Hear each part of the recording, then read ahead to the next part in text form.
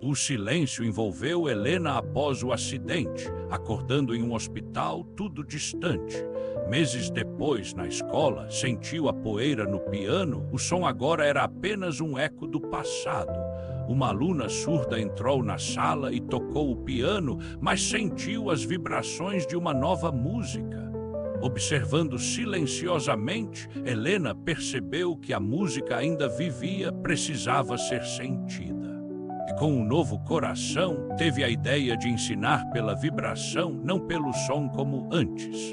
Seus alunos sentiam a música com o corpo, aplaudindo não pelo som, mas pela emoção. A música foi redescoberta não apenas como som, mas como uma linguagem visual e emocional. Helena se tornou uma inspiração, mostrando que novos sentidos podem ser despertados pela fé. Reflexão: quando perdemos algo, Deus nos mostra novos sentidos para viver.